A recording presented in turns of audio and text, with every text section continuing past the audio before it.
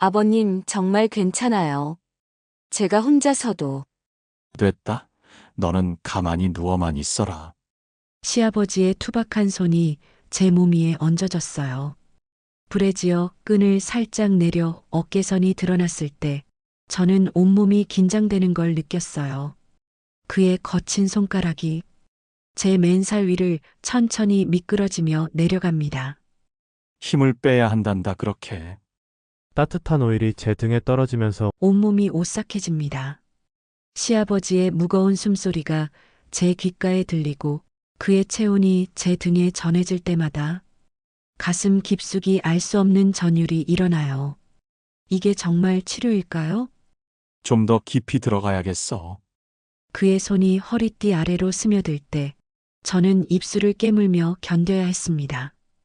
방 안에는 오직 우리의 숨소리와 촉촉한 소리만이 흘렀어요. 아프면 소리내도 된다. 온몸에 퍼지는 묘한 감각에 저는 작은 신음을 내뱉고 말았습니다.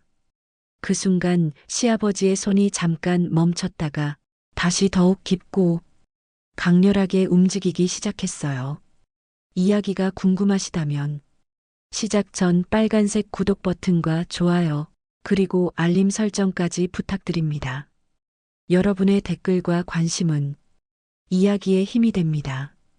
감사합니다. 안녕하세요. 저는 충청남도 공주에 사는 32세 수진입니다. 오늘 제가 여러분께 들려드릴 이야기는 정말이지 세상 그 누구에게도 말할 수 없었던 시아버지와 며느리 사이에 벌어진 은밀하고도 복잡한 감정들에 관한 것입니다. 혹시라도 저를 손가락질하실 분들이 계실지 모르겠지만 이 이야기의 진실을 끝까지 들으신다면 여러분의 마음도 분명 달라지실 거라 믿어요. 그 순간 제 심장이 멈추는 줄 알았던 그날부터 모든 것이 시작되었거든요. 제 남편 태연은 참으로 따뜻하고 좋은 사람이었습니다. 저희는 24세 처음 만나 첫눈에 반해버렸어요. 지금 생각해봐도 그때처럼 가슴이 두근거렸던 적은 없었던 것 같습니다. 태연은 지역 농협에서 일하는 성실한 사람이었고 저는 그런 그의 진실함에 반해 결혼을 결심했죠. 우리에게는 지훈이라는 예쁜 아들이 있었어요. 비록 넉넉하지는 않았지만 서로를 아끼고 사랑하며 세상 누구보다 행복한 가정을 꾸리고 있었습니다. 시아버지 민호 씨는 그런 저희 부부에게 든든한 버팀목 같은 존재셨어요. 61살의 나이에도 정정하시고 젊은 시절 물리치료사로 일하셨던 경력이 있으셔서 건강에 대한 지식이 남달랐습니다. 늘 저희 가족의 건강을 세심하게 챙겨주시곤 했죠. 퇴근 후 지친 남편에게 마사지를 해주시는 아버님의 모습을 보면서 저는 정말 좋은 시아버지를 만났다고 생각했어요. 전문가의 손길이었는지 남편은 항상 아버지 손은 정말 신기해요라며 감탄하곤 했습니다. 그런 평온했던 일상이 산산조각 나던 날을 저는 절대 잊을 수 없을 것 같아요. 지훈이가 6살이 되던 해 봄날이었죠. 남편이 근무 중 공사장 점검을 나갔다가 높은 곳에서 추락하는 사고를 당했거든요. 그 자리에서 한순간에 제 세상이 무너져 내렸습니다. 병원에서 들은 그 차가운 선고는 지금도 제 가슴을 찌르는 것 같아요. 장례식장에서 저는 아무것도 할 수 없었어요. 그저 멍하니 남편의 영정사진만 바라보고 있을 뿐이었죠. 더 큰 충격을 받으신 건 아버님이셨습니다. 하나뿐인 아들을 먼저 보낸 노인의 슬픔이 얼마나 깊을지 그때는 제가 감히 헤아릴 수도 없었어요. 아버님은 장례 기간 내내 말씀을 하지 않으셨습니다. 그저 아들의 사진 앞에서 꼿꼿이 앉아 계실 뿐이었죠. 오히려 그 모습이 더 마음 아팠어요. 눈물이라도 흘리시면 조금이라도 마음이 덜할 텐데 그렇게 묵묵히 견디고 계시는 아버님을 보니 제 가슴이 더 미어졌습니다. 장례를 치르고 집으로 돌아왔을 때 그 적막함은 정말 견디기 힘들었어요. 지훈이는 아빠가 언제 오냐며 계속 울고 저는 앞으로 어떻게 이 아이를 키워나가야 할지 막막하기만 했죠. 바로 그때 아버님께서 조용히 제게 다가오시더니 이렇게 말씀하셨어요. 수진아, 내가 너와 지훈이를 책임지겠다. 저는 깜짝 놀랐어요. 아버님도 연세가 있으신데 저희까지 돌보시겠다니. 하지만 아버님의 의지는 확고하셨습니다. 내 아들이 남기고 간 가장 소중한 것들이 바로 너와 지훈이다. 내가 지켜야 할 의무가 있어. 그렇게 아버님은 당신이 살던 집을 정리하고 저희와 함께 살기로 하셨습니다. 처음에는 정말 부담스러웠어요. 젊은 며느리와 늙은 시아버지가 함께 사는 것에 대한 세간의 시선도 걱정됐고요. 하지만 예전의 저였다면 포기했을 거예요. 그런데 아버님은 정말 든든한 버팀목이 되어주셨습니다. 제가 직장을 다닐 수 있도록 지훈이를 돌봐주시고 집안일도 도맡아 하시며 저희 모자를 보살펴 주셨어요. 문제는 제가 선택한 직장이었습니다. 백화점 화장품 매장에서 하루 종일 서서 일해야 하는 판매직 말이에요. 처음엔 괜찮다고 생각했는데 시간이 지날수록 온몸이 너덜너덜해지기 시작했어요. 특히 허리와 어깨 통증이 견딜 수 없을 정도가 되었습니다. 퇴근하면 파김치가 되어 집에 들어오는 제 모습을 보신 아버님께서 걱정스러운 표정을 지으시더라고요. 수진아, 몸이 많이 힘들어 보이는구나. 괜찮아요. 아버님 적응하면 나아질 거예요. 하지만 상황은 점점 더 심해졌습니다. 어느 날은 허리가 너무 아파서 일어나기조차 힘들 정도였어요. 그런 제 모습을 지켜보던 아버님께서 마침내 입을 여셨어요. 수진아, 내가 한번 봐도 되겠니? 그때만 해도 저는 아버님의 진짜 의도를 전혀 알지 못했습니다. 지금까지는 서론에 불과했어요. 진짜 이야기는 바로 지금부터 시작됩니다. 그날 밤 아버님은 조용히 제 방 앞에서 노크를 하셨어요. 수진아, 들어가도 되겠니? 저는 침대에 엎드려 누워있던 상태였는데 허리 통증이 너무 심해서 움직이기조차 힘들었거든요. 아버님께서 방에 들어오시더니 제 상태를 보시고는 작은 한숨을 쉬셨어요. 이것 봐라. 얼마나 아프길래 이 모양이 됐니? 아버님의 목소리에 걱정이 묻어 있었습니다.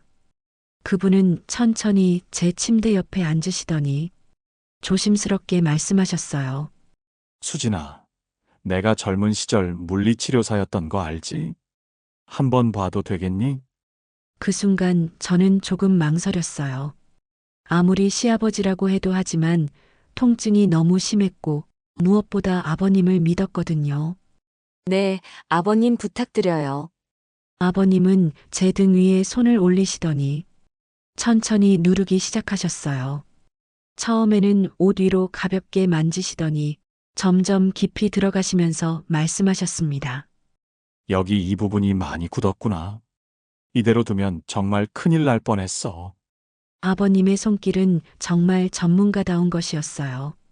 어디가 아픈지 어떻게 풀어야 하는지 정확히 아시는 것 같았습니다.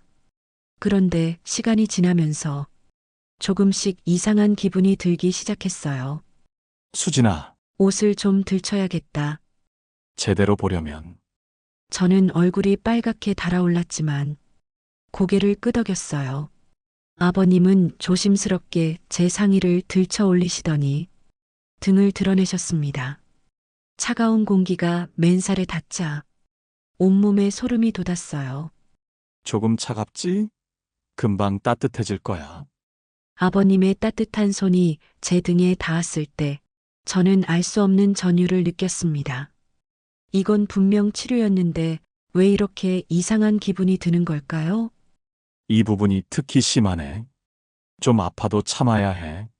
아버님의 손길이 점점 깊어지고 강해졌어요.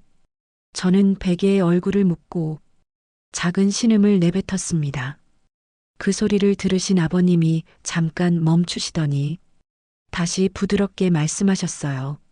아프면 말해 무리하지 마. 하지만 저는 대답할 수가 없었어요. 통증과 함께 느껴지는 묘한 감각 때문에 머릿속이 하얗게 변했거든요. 여러분, 이 부분에서 제가 느낀 감정을 어떻게 설명해야 할까요? 그렇게 첫 번째 마사지가 끝났습니다. 아버님은 제 상의를 다시 내려주시며 조용히 말씀하셨어요. 내일부터 매일 해야겠구나. 이 정도로는 하루 이틀에 나아지지 않을 거야. 매일이라니. 저는 가슴이 두근거리기 시작했어요. 과연 이게 정말 치료일까요? 아니면 하지만 그때는 아직 아무것도 모르고 있었습니다. 진짜 충격적인 일은 바로 다음 날부터 시작될 줄도 모른 채 말이에요. 다음 날 저녁 아버님은 약속하신 대로 제 방을 찾아오셨어요. 수진아, 어제보다는 어떠니? 조금 나아진 것 같아요, 아버님. 사실 어제 마사지를 받고 나서 정말 몸이 한결 가벼워졌거든요. 하지만 동시에 마음 한구석엔 묘한 설렘 같은 것도 있었어요. 이런 제 마음을 어떻게 받아들여야 할지 몰라 하루 종일 혼란스러웠습니다. 그럼 오늘도 해보자꾸나. 어제보다는 좀 더 깊이 들어가야겠어. 아버님의 그 말씀에 제 심장이 두근거리기 시작했어요. 더 깊이라니. 어제도 충분히 부끄러웠는데 말이에요. 이번에는 아버님께서 작은 오일병을 가져오셨더라고요. 이걸 바르고 하면 효과가 더 좋다. 따뜻한 오일이 제 등에 떨어졌을 때의 그 감촉은 지금도 잊을 수가 없어요. 미끄러운 아버님의 손이 제 등 전체를 천천히 어루만지기 시작했습니다. 수진아, 브래지어, 끈이 방해가 되는구나. 잠깐만. 제가 대답할 겨를도 없이 아버님의 손이 제 브래지어 후크에 닿았어요. 찰칵 소리와 함께 끈이 풀어지자 저는 온몸이 떨리는 걸 느꼈습니다. 아버님, 괜찮다, 아가. 아버님의 두 손이 제 등 위에서 리드미컬하게 움직이기 시작했어요. 어깨에서 시작해서 날개뼈 사이, 그리고 허리까지 오일 때문에 미끄러운 손길이 제 온몸을 훑을 때마다 저는 숨을 제대로 쉴 수가 없었어요. 여기 이 부분 말이야. 많이 뭉쳐 있어 좀 아플 거다. 아버님의 엄지손가락이 제 어깨뼈 사이 깊숙이 들어갔을 때 저는 작은 신음을 내뱉고 말았습니다. 그 소리를 들으신 아버님이 잠깐 동작을 멈추셨어요. 방 안에는 정적이 흘렀고 저는 제 숨소리만 크게 들리는 것 같아 부끄러웠습니다. 아프니? 아니에요, 시원해요. 정말 솔직한 대답이었어요. 아픈 것도 있었지만 그보다는 묘한 쾌감 같은 것이 온몸을 감싸고 있었거든요. 이런 감정을 느끼는 제 자신이 이상하게 여겨졌지만 어쩔 수 없었어요. 그럼 계속하자. 아버님의 마사지는 그날 1시간 가까이 이어졌습니다. 어느새 제 등은 물론이고 어깨, 목, 심지어 팔까지 모두 만져주셨어요. 마지막에는 허리 아래쪽까지 손이 내려가셨는데 그때 저는 정말 숨을 참아야만 했어요. 수진아, 이 아래쪽도 좀 봐야겠는데. 아버님의 손이 허리띠 가장자리를 살짝 건드렸을 때 제 온몸에 전기가 흐르는 것 같았어요. 아버님, 그건 괜찮다, 치료니까. 치료라는 그 한마디에 저는 더 이상 아무 말도 할 수 없었어요. 아버님은 정말 치료를 해주고 계신 거였으니까요.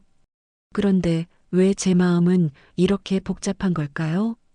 마사지가 끝나고 아버님이 방을 나가신 후 저는 한참 동안 그대로 누워 있었어요. 몸은 정말 가볍고 시원했지만 마음은 너무나 혼란스러웠습니다. 이게 정말 그냥 치료일까? 아니면 그런 생각을 하는 제 자신이 너무 부끄러웠어요. 아버님은 분명 저를 도와주려는 마음뿐이실 텐데 제가 이상한 상상을 하고 있는 건 아닐까요? 하지만 그 다음 날부터 저는 아버님이 제 방에 오실 시간이 되면 가슴이 두근거리기 시작했어요. 기대하고 있는 제 자신을 발견하고는 정말 놀랐습니다. 이건 분명히 잘못된 거야. 혼자 중얼거리면서도 저는 그 시간을 손꼽아 기다리고 있었어요. 여러분은 이런 저를 이해하실 수 있을까요? 그리고 사흘째 되던 날, 정말 예상치 못한 일이 벌어졌습니다. 아버님께서 제게 이런 말씀을 하신 거예요. 수진아, 이제는 다리도 좀 봐야겠구나. 그 순간 제 온몸이 굳어버렸습니다. 다리라니. 과연 어디까지 가는 걸까요? 다리요? 제 목소리가 떨리고 있었어요. 아버님은 제 반응을 보시더니 조심스럽게 말씀하셨습니다. 허리 통증이 다리에서 올라오는 경우가 많거든. 근본 원인을 찾으려면 다리 근육도 봐야 해. 의학적인 설명을 들으니 어느 정도 이해가 됐어요. 하지만 여전히 마음은 편치 않았습니다. 아버님, 제가 스스로. 안 된다. 내가 제대로 할 리 없어. 그냥 맡겨. 아버님의 단호한 목소리에 저는 더 이상 거절할 수 없었어요. 마치 최면에 걸린 것처럼 아버님의 말에 따르게 되더라고요. 그럼 바지를 내려야 하나요? 응, 무릎까지만. 제 손이 바지 허리끈에 닿았을 때 온몸이 떨렸어요. 천천히 바지를 무릎까지 내리자 차가운 공기가 드러난 다리에 닿았습니다. 아버님은 제 발목부터 시작하셨어요. 여기 종아리 근육이 많이 뭉쳤구나. 아버님의 두 손이 제 종아리를 감쌌을 때 저는 베개를 꽉 움켜쥐었어요. 오일을 바르신 따뜻한 손이 제 다리를 천천히 훑어 올라오기 시작했습니다. 긴장하지 마. 힘을 빼야 해. 하지만 어떻게 긴장을 안 할 수 있겠어요. 아버님의 손이 종아리에서 시작해서 무릎 뒤쪽 그리고 허벅지 아래쪽까지 올라올 때마다 제 심장은 터질 것만 같았어요. 아버님 아프니? 아니요, 그냥. 정말 이상했어요. 아픈 건 아닌데 온몸이 달아오르고 숨이 가빠지더라고요. 특히 아버님의 손이 허벅지 안쪽을 지날 때는 정말 참기가 힘들었습니다. 수진아, 여기 근육이 정말 심각하네. 이 정도면 매일 해줘야겠어. 매일 그 말에 제 가슴이 또다시 두근거렸어요. 무서우면서도 한편으론 기대가 되는 이 복잡한 감정을 뭐라고 설명해야 할까요? 그날부터 아버님의 마사지는 정말 본격적이 되었어요. 등, 어깨, 목, 팔, 그리고 다리까지 제 온몸을 구석구석 만져주시는 거였어요.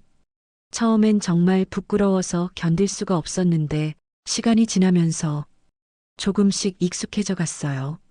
아니, 익숙해졌다기보다는 오히려 그 시간을 기다리게 되었다고 하는 게 맞을 것 같아요. 일주일이 지났을 때 아버님께서 이렇게 말씀하셨어요. 수진아, 이제는 앞쪽도 봐야겠다. 앞쪽이요? 어깨와 가슴 쪽 근육도 뭉쳐 있어. 특히 쇄골 아래 부분이 심해 보여. 그 순간 제 얼굴이 새빨갛게 달아올랐어요. 앞쪽이라니. 그건 정말 아버님, 그건 좀. 왜? 뭘 부끄러워해? 너는 내 딸 같은 존재야. 딸 같은 존재 그 말을 들으니 조금은 마음이 편해졌어요. 하지만 여전히 불안하기는 마찬가지였어요. 결국 저는 뒤를 보고 누워서 아버님께서 제 어깨와 쇄골 부위를 마사지 받게 되었어요. 아버님의 손이 제 쇄골 아래를 지날 때마다 저는 눈을 꽉 감고 견뎌야 했습니다. 여기 이 부분이 특히 뭉쳤네. 깊이 들어가야겠어. 아버님의 손가락이 제 가슴 윗부분을 눌렀을 때 저는 작은 소리를 내뱉고 말았어요. 아, 아프니? 아니에요, 시원해요. 정말 솔직한 대답이었어요. 부끄럽긴 했지만 정말 시원하고 좋았거든요. 하지만 동시에 이런 감정을 느끼는 제 자신이 이상하게 여겨졌어요. 그렇게 한 달이 지났을 때 정말 놀라운 일이 일어났어요. 제 몸의 통증이 거의 사라진 거예요. 직장에서 하루 종일 서 있어도 예전처럼 아프지 않았고 아침에 일어날 때도 한결 가벼웠어요. 아버님, 정말 많이 나아졌어요. 감사해요. 그래, 다행이다. 하지만 완전히 나으려면 좀 더 해야 해. 중간에 그만두면 다시 원래대로 돌아갈 수 있거든. 그래서 마사지는 계속되었어요. 하지만 이제는 치료 목적이라기보다는 뭐라고 표현해야 할까요?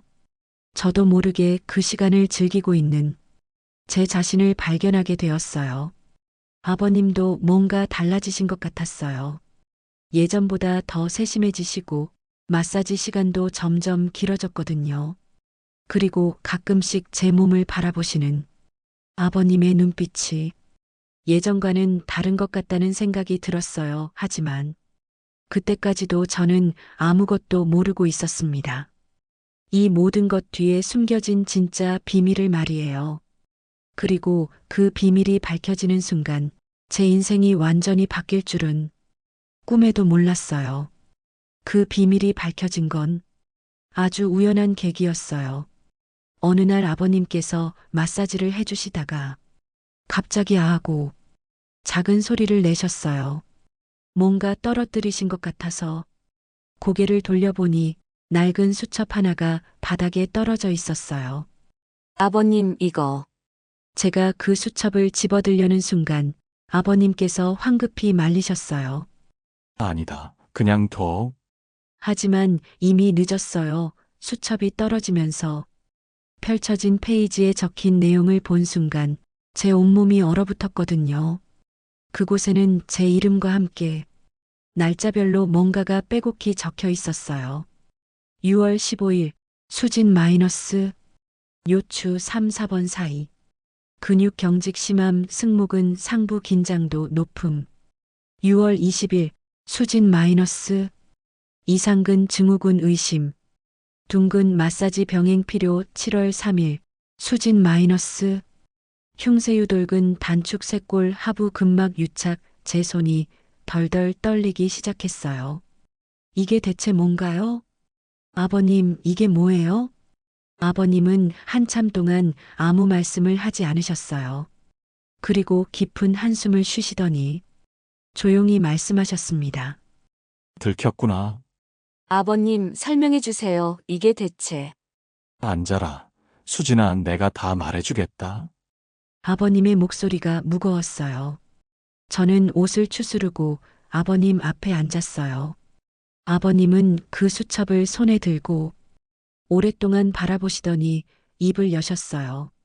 수진아, 내가 젊은 시절 물리치료사였던 건 맞다.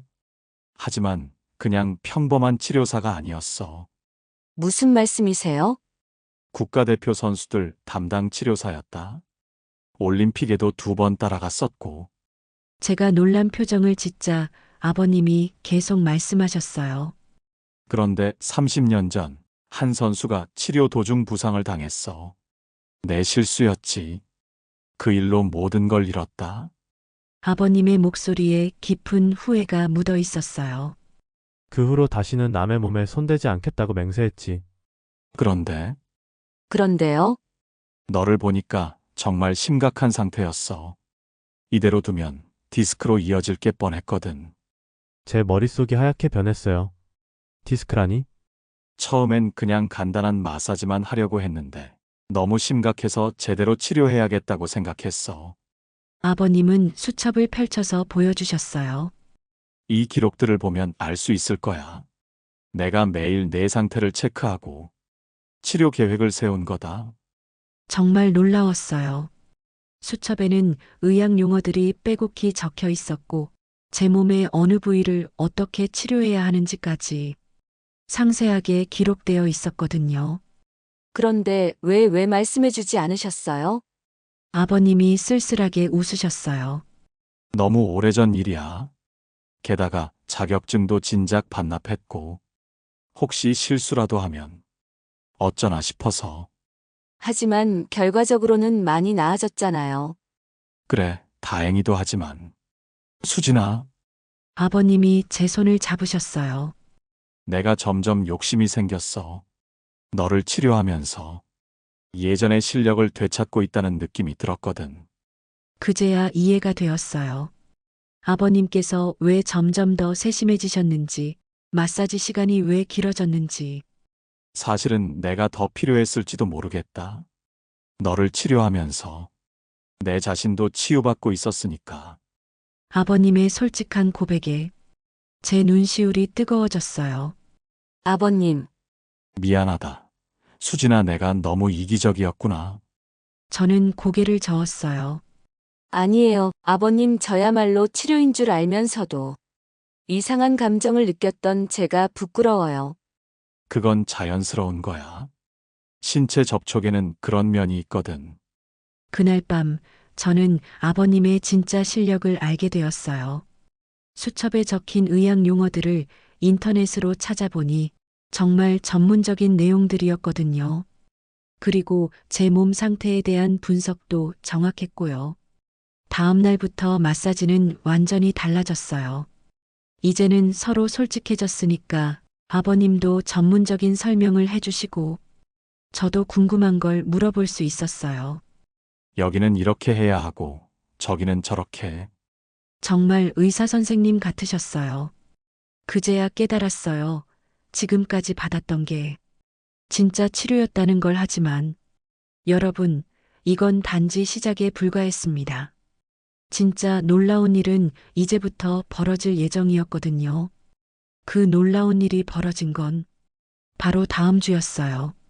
제가 지훈이를 데리고 마트에 갔을 때였는데 동네 아줌마들이 저를 보고 수군거리는 소리가 들렸어요.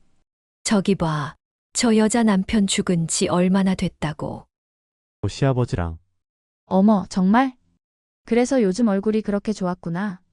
밤마다 무슨 일이 있는지. 아이고, 정말 세상에. 처음엔 무슨 소리인지 몰랐어요.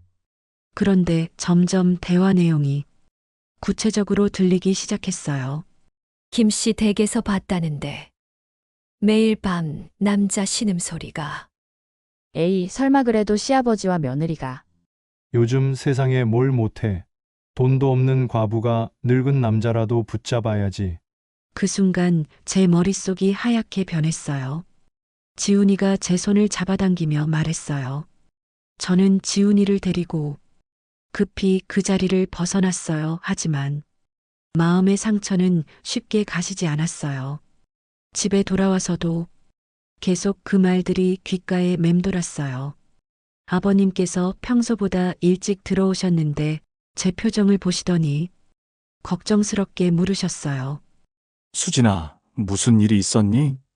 저는 마트에서 있었던 일을 모두 말씀드렸어요. 아버님의 표정이 점점 굳어지더라고요. 그래서 사람들이 우리를 그렇게 보고 있었구나.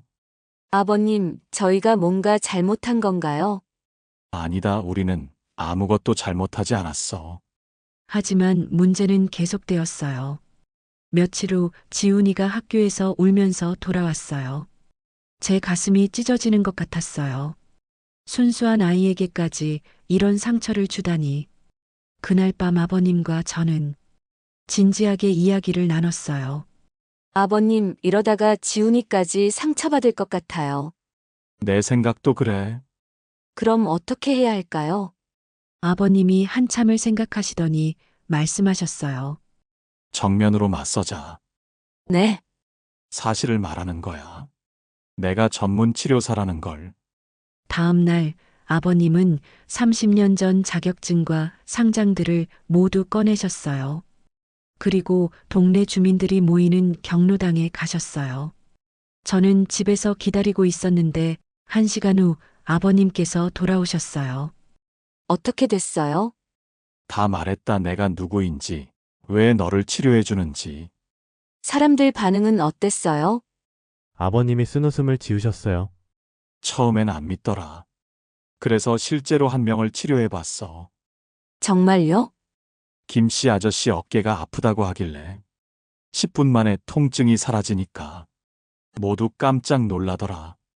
그날 이후 동네 분위기가 완전히 바뀌었어요. 사람들이 저를 보는 시선이 달라졌고 오히려 부러워하는 사람들이 생겼어요. 어머, 수진 씨 정말 좋겠다. 전문가한테 매일 치료받고. 그래서 요즘 그렇게 건강해 보였구나. 심지어 아버님께 치료를 부탁하는 사람들까지 생겼어요. 선생님, 저도 한번 봐주실 수 있나요? 제 남편 허리도 좀. 아버님은 처음엔 망설이셨지만 결국 몇 분을 도와드리기 시작하셨어요. 30년 만에 다시 시작하는 치료였죠. 보름쯤 지났을 때 정말 놀라운 변화가 있었어요. 아버님께서 작은 치료실을 차리기로 결정하신 거예요. 수진아, 내가 다시 시작해볼까 한다. 정말요? 너 덕분에 자신감을 되찾았어. 이제는 다른 사람들도 도와주고 싶다. 그렇게 아버님은 동네에서 유명한 물리치료사가 되셨어요. 입소문이 나면서 멀리서도 사람들이 찾아왔어요. 무엇보다 아버님께서 정말 행복해 보이셨어요. 오랫동안 숨겨왔던 재능을 다시 펼칠 수 있게 되신 거니까요. 아버님 행복하세요? 그럼 너 덕분에 새로운 인생을 시작하게 됐잖아. 저도 정말 뿌듯했어요. 제가 아버님의 재기에 작은 도움이 되었다니. 하지만 가장 큰 변화는 저 자신에게 있었어요. 몸이 건강해지면서 자신감도 생겼고 무엇보다 아버님과의 관계가 더욱 돈독해졌어요. 이제 우리는 서로를 진정으로 이해하는 가족이 되었습니다. 혈육은 아니지만 서로의 상처를 치유해준 진짜 가족이었어요. 그런데 여러분, 이 이야기에는 아직 마지막 장이 남아 있습니다. 정말 감동적인 결말이 기다리고 있어요. 그 감동적인 결말은 1년 후에 찾아왔습니다. 아버님의 치료실이 번창하면서 저는 아버님의 조수 역할을 하게 되었어요. 물리치료에 대해 하나씩 배워가면서 정말 보람을 느꼈습니다. 어느 날 한 중년 남성이 치료실을 찾아왔어요. 얼굴이 낯익다 싶었는데 알고 보니 30년 전 아버님 때문에 부상당했던 그 선수였어요. 선생님, 정말 민호 선생님 맞으시죠? 아버님의 얼굴이 하얗게 변했어요. 30년 동안 가장 만나고 싶지 않았던 사람이 눈앞에 나타난 거니까요. 최 선수. 선생님, 제가 찾고 있었어요. 너무 오래 걸렸네요. 저는 긴장해서 숨도 제대로 쉴 수 없었어요. 혹시 복수하러 온 건 아닐까요? 그런데 그 사람이 갑자기 아버님 앞에 무릎을 꿇는 게 아니겠어요. 선생님, 그때 정말 감사했습니다. 네? 선생님이 저를 다치게 했다고요? 아니에요. 선생님이 저를 살려주셨어요. 아버님도 저도 어리둥절했어요. 무슨 말씀이신지. 제가 그때 약물을 복용하고 있었거든요. 도핑이요. 선생님 치료 중에 쓰러진 건 약물 부작용이었어요. 제 심장이 멈추는 줄 알았습니다. 만약 경기에서 쓰러졌다면 죽었을 수도 있었어요. 선생님 덕분에 일찍 발견해서 생명을 구한 거예요. 아버님의 눈에 눈물이 글썽이기 시작했어요. 그런데 왜 30년 동안 말하지 않으셨나요? 창피했어요. 제 잘못으로 선생님 인생을 망쳤는데 용기가 안 났어요. 그 선수는 눈물을 흘리며 계속 말했어요. 하지만 이제는 말씀드려야겠다고 생각했어요. 선생님이 다시 치료사로 활동하신다는 소문을 듣고 30년간 아버님을 짓눌렀던 죄책감이 그 순간 모두 사라졌어요. 아버님은 그 자리에서 주저앉으시며 목 놓아 우셨습니다. 고맙다, 정말 고맙다. 저도 덩달아 울었어요. 아버님이 얼마나 오랫동안 그 죄책감을 혼자 짊어지고 살아오셨을까요? 그 일이 있고 난 후 아버님은 완전히 다른 사람이 되셨어요. 더 이상 과거에 얽매이지 않고 정말 당당하고 자신감 넘치는 모습이셨어요. 수진아, 내가 이제야 진짜 살아있는 기분이야. 저도 마찬가지였어요. 아버님의 진정한 행복을 보니 제 마음도 한결 가벼워졌어요. 몇 달 후 더 놀라운 일이 일어났어요. 제게 새로운 인연이 찾아온 거예요. 치료실에 다니시던 한 분이 아들을 소개해 주겠다고 하시더라고요. 수진 씨 같은 좋은 여자, 우리 아들한테 딱이에요. 처음엔 거절했어요. 아버님 혼자 두고 갈 수는 없었거든요. 하지만 아버님께서 먼저 말씀하셨어요. 수진아, 이제는 너도 내 행복을 찾아야지. 하지만 아버님은 난 괜찮다. 너 때문에 이미 충분히 행복해졌어. 그렇게 저는 새로운 사랑을 시작하게 되었어요. 지훈이도 새아빠를 정말 좋아했고 아버님도 적극적으로 응원해 주셨어요. 결혼식 날 아버님께서 제 손을 잡고 버진로드를 걸어주셨어요. 고맙다. 아가, 너 덕분에 내가 다시 살 수 있었어. 저야말로 감사해요. 아버님, 제 인생의 은인이세요. 지금 생각해보면 그 모든 일들이 우연이 아니었던 것 같아요. 서로에게 꼭 필요한 시기에 만나서 서로의 상처를 치유해준 기적 같은 인연이었던 것 같습니다. 아버님은 지금도 치료실에서 많은 사람들을 도와주고 계세요. 그리고 저는 행복한 재혼 생활을 하고 있습니다. 지훈이도 건강하게 잘 자라고 있고요. 가끔 사람들이 물어봐요. 그때 정말 이상한 감정 같은 건 없었어요? 솔직히 말하면 있었어요. 하지만 그건 자연스러운 거였던 것 같아요. 상처받은 두 사람이 서로를 치유해가는 과정에서 생기는 감정이었죠. 중요한 건 그 모든 과정을 통해 우리가 진정한 가족이 되었다는 거예요. 피는 물보다 진하다고 하지만 때로는 마음으로 맺어진 인연이 더 깊고 소중할 수 있다는 걸 배웠어요.